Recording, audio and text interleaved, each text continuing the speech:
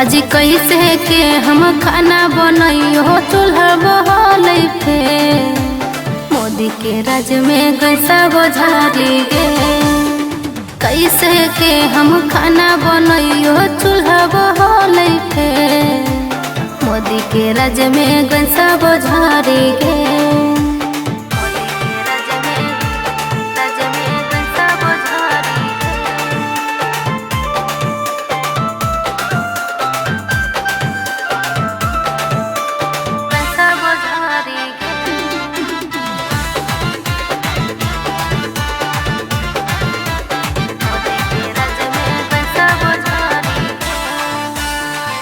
फिरी में दे दे के यादतिया लगल धीरे धीरे पिया फिर दाम बढ़ल जी। फिरी में दे दे के यादतिया लगल धीरे धीरे पिया फिर दाम बढ़ल को महीना न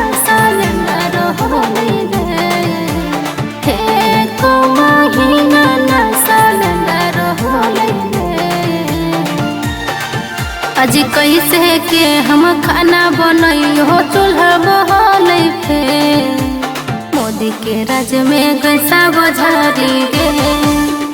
कैसे के हम खाना बनइयो चूल्हा बहलै फे मोदी के राज में गैसा बोझारी गे।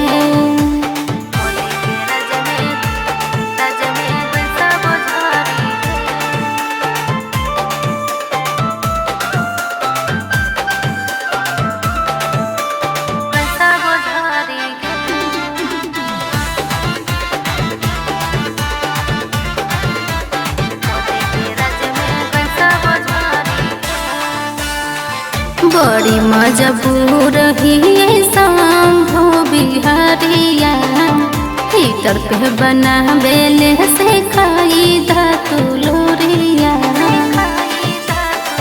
पिया। बड़ी मजबूर ही शंभू बिहारिया हीटर पे बना बेले से खाई धतुलोरिया। जी हम नहीं जानले तना हो जैते जाने हम नहीं जानले तना हो जैते जाने।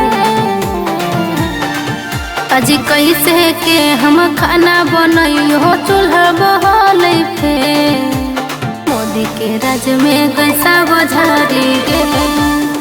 कैसे के हम खाना बनइयो चूल्हा बहलै फे मोदी के राज में गैसा बोझारी गे।